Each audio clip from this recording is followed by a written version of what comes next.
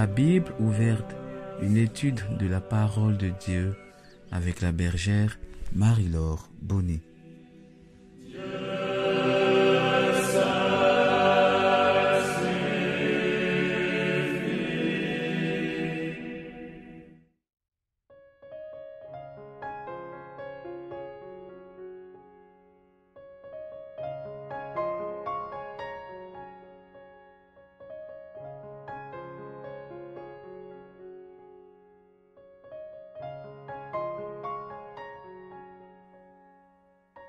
Shalom, chers frères et sœurs en Christ.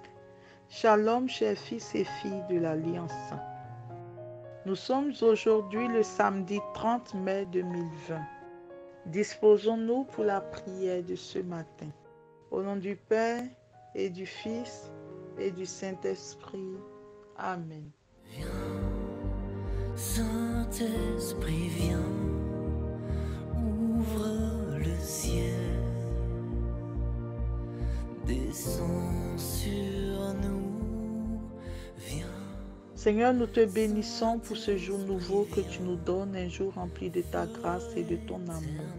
Viens, Seigneur Esprit Saint, remplis le cœur de tes fidèles. Viens nous donner de t'aimer d'un amour entier. Viens nous donner de demeurer dans ta présence, toi le vivant. Nous voulons t'expérimenter dans le quotidien de nos vies. Oh, viens, Saint-Esprit de Dieu, et conduis-nous dans les lieux dont toi seul as le secret. Nous voulons expérimenter cette vie de victoire, Seigneur Esprit Saint. Merci pour ta fidélité. Amen.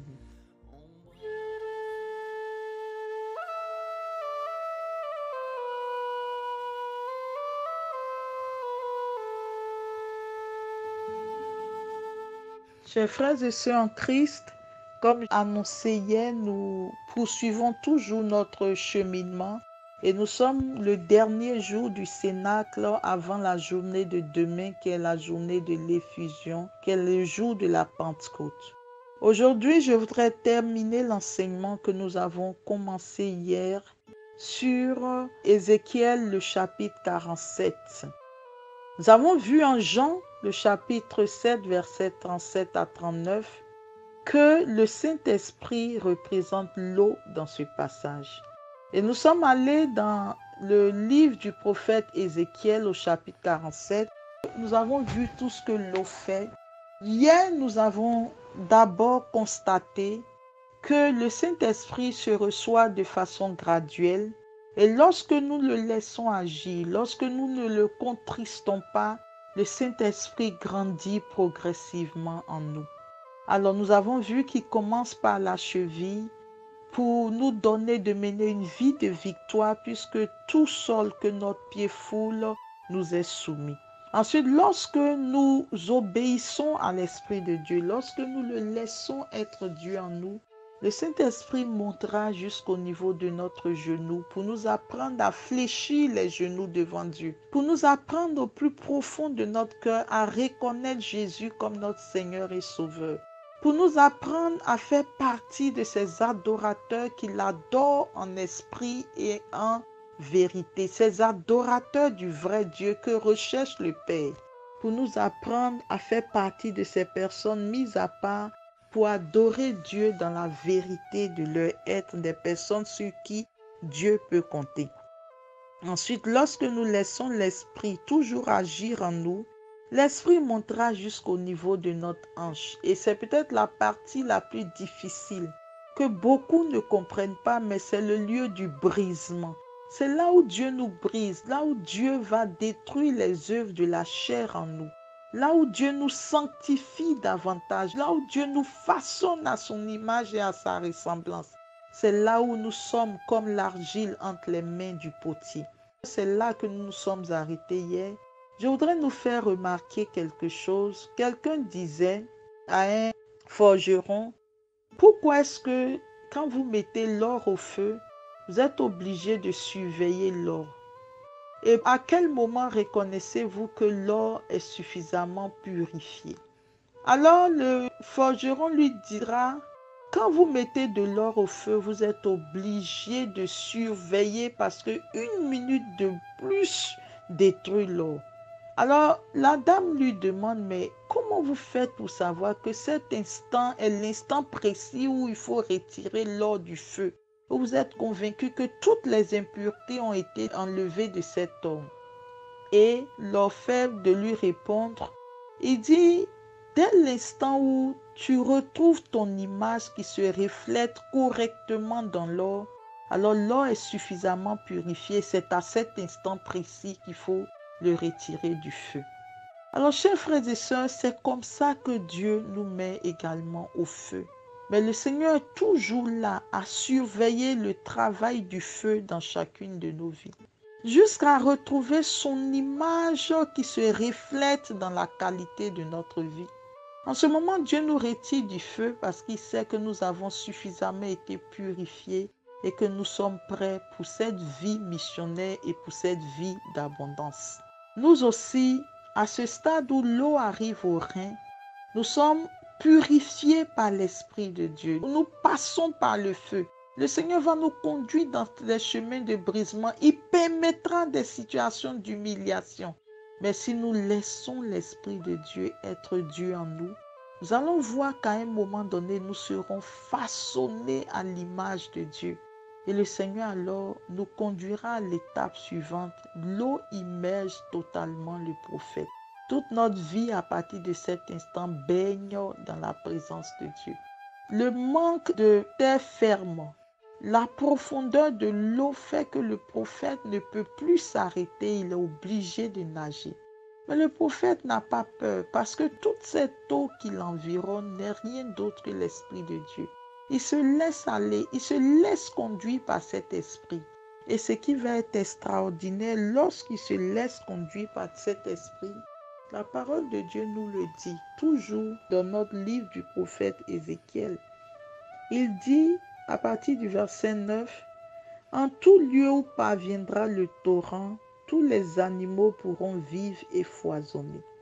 Le poisson sera très abondant, car cette eau assainit tout ce qu'elle pénètre, et la vie apparaît en tout lieu où arrive le torrent. » Lorsque le Saint-Esprit nous inonde, lorsque nous sommes dans la plénitude de cette vie dans l'Esprit, tous les lieux de nos vies qui sont restés stériles jusqu'à présent, le Saint-Esprit va assainir les malédictions qui existaient, les lieux de stérilité, les esprits de non-accomplissement. Tout ce qui a été voué à la sécheresse retrouve vie et réverbère. Nous disons que partout où cette eau arrive, l'eau assainit. Alors quand nous laissons guider par le Saint-Esprit, il va assainir dans nos vies, dans notre environnement, dans nos projets, dans nos vies de famille. Le Saint-Esprit assainira tout et tout refleurira. L'abondance reviendra là où il y avait la stérilité. Verset 10. Alors des pêcheurs se tiendront sur la rive, on y fera sécher les filets, les espèces de poissons seront aussi nombreuses que celles de la Méditerranée. Là où on avait déclaré que vous étiez stérile, là où on avait dit que vous ne réussirez pas. Je dis, des pêcheurs viendront au bord de votre eau. Ils viendront parce que vous deviendrez vous-même une source de bénédiction. Et c'est ce que Jésus disait dans l'évangile de Saint Jean. Des fleuves d'eau vive couleront de ton sein. Et les autres vont vouloir s'agripper, se mettre à côté de nous pour pouvoir bénéficier aussi de la grâce de Dieu qui sort de nos vies. Ensuite, on dit, au bord du torrent, verset 12, sur les deux rives, toutes sortes d'arbres fruitiers pousseront. Leur feuillage ne se flétrira pas et leur fruit ne manquera pas. Chaque mois, ils porteront des fruits nouveaux, car cette eau vient du sanctuaire. Les fruits seront une nourriture et les feuilles un remède. Chers frères et sœurs, quand l'Esprit de Dieu nous guide, je ne sais pas si vous voyez ce que je vois, mais autour de nous, tout portera du fruit. Le feuillage de nos vies ne flétrira jamais. Les fruits seront nombreux. Des gens courront vers nous pour pouvoir bénéficier des grâces de Dieu dans nos vies, mais nous serons abondance de vie. Le Saint-Esprit nous conduit dans cette vie d'abondance, pourvu simplement que nous le laissions progresser dans nos vies, que nous le laissions être l'Esprit de Dieu en nous. Et c'est lorsque nous disons au Saint-Esprit, je veux t'abandonner ma volonté, je veux être à toi. C'est à partir de ce moment que le Saint-Esprit peut nous conduire dans cette abondance de vie. Je suis venu pour que vous ayez la vie et que vous l'ayez en surabondance. Chers frères et sœurs, nous sommes aujourd'hui le dernier jour de notre Cénacle. Le Saint-Esprit s'acquiert de façon progressive, mais il ne peut avancer, il ne peut grandir en nous, il ne peut nous combler que si nous le laissons faire ce qu'il a à faire dans nos vies. L'esprit et la puissance peuvent nous être donnés pour une mission donnée. Nous pouvons recevoir une plénitude de l'esprit pour une mission donnée. Mais cette vie qui porte du fruit, cette vie qui apaise, cette vie de plénitude, cette vie d'abondance, où nous portons les fruits du Saint-Esprit, est quelque chose qui grandit progressivement en nous. Chers frères et sœurs, je voudrais finir en disant, il faut faire la part entre les dons du Saint-Esprit et les fruits du Saint-Esprit. Les dons du Saint-Esprit nous sont accordés pour la mission. Nous pouvons avoir des dons de prophétie, de guérison, de miracles, des dons de foi, faire des choses extraordinaires, mais sans être des personnes imbibées du Saint-Esprit, transformées et renouvelées par le Saint-Esprit. Voilà pourquoi Jésus dit dans l'évangile de Saint Matthieu, certains viendront en disant, n'est-ce pas en ton nom que j'ai guéri, en ton nom que j'ai chassé des démons, en ton nom que j'ai accompli des miracles? Et je leur dirai, je ne vous ai jamais connu. Dieu est capable d'attester sa parole par la bouche de son serviteur. Mais le fait que Dieu nous utilise par des dons extraordinaires pour l'avancement de son règne ne signifie pas que nos vies sont dans la faveur de Dieu, parce qu'à tout moment donné, nous pouvons sortir de sa grâce. Demandons au Saint-Esprit pour cette nouvelle Pentecôte de façonner nos êtres intérieurs, de nous donner la grâce d'être selon son cœur, de laisser le Saint-Esprit grandir en nous, de quitter notre cheville pour venir à notre genou, de dépasser le genou pour nous envoyer au rein et de nous submerger par sa présence afin que nous portions du fruit et du fruit qui demeure. Et qu'en plus de porter des fruits, nous soyons remplis de sa présence pour la mission en vue du bien commun. C'est dans ce sens, chers frères et sœurs, que nous serons comblés. Comblés parce que nos vies disent Dieu, mais comblés aussi parce que nous sommes en train de faire la volonté du Seigneur. Vraiment, je prie que l'Esprit de Dieu avec qui nous avons cheminé tout au long de ce Cénacle se souvienne de chacun d'entre nous, qu'il nous fortifie, que sa présence soit sur nous et qu'il nous guide dans ce chemin de vérité, qu'il nous conduise dans son intimité et demandons-lui la grâce d'être connus par lui. Demandons-lui la grâce d'être connus par lui. Oui, Saint-Esprit, je désire être connu par toi. Je ne te connais pas assez. Conduis-moi dans ta présence. Donne-moi la grâce de t'aimer d'un cœur vrai. Que mon esprit, mon âme et mon corps te soient entièrement soumis. Toi qui es Dieu, tu procèdes du Père et du Fils, et avec le Père et le Fils, tu reçois la même adoration et la même gloire. Viens au secours de ma foi, viens au secours de la foi de tous ceux qui sont sur cette plateforme. Viens au secours de la foi des membres de nos familles, de nos générations. Nous fléchissons les genoux devant toi et nous implorons ta grâce et ta miséricorde. Seigneur Esprit Saint, si nous savions qui tu étais, nous nous serons bousculés, Seigneur, pour rentrer dans ton intimité. Mais nos intelligences plombées par le péché et le matérialisme, nos cœurs, Seigneur, orientés vers d'autres biens, ne perçoivent pas clairement, profondément, exactement qui tu es. Mais toi seul peux nous dévoiler ta présence. Toi seul peux nous dévoiler qui tu es. Toi seul peux briser ces murs en nous. Toi seul peux déchirer le voile de nos cœurs afin de nous donner de te connaître vraiment. Car tu es l'Esprit du Père et tu es l'Esprit du Fils. Et le Père ne t'a pas retenu jalousement, toi qui l'habites. Il a voulu que tu habites les pauvres humains que nous sommes.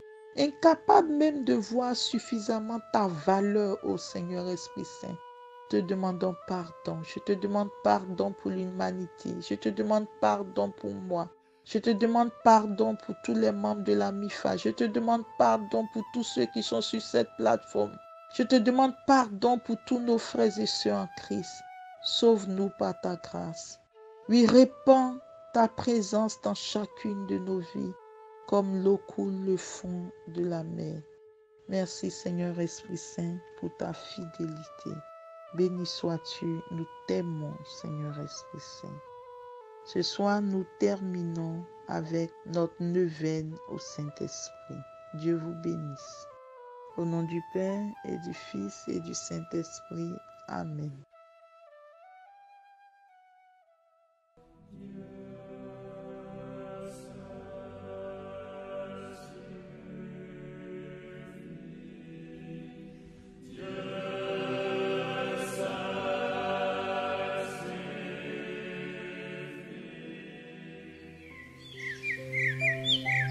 Vous venez de suivre la Bible ouverte, une étude de la parole de Dieu avec la bergère Marie-Laure Bonny.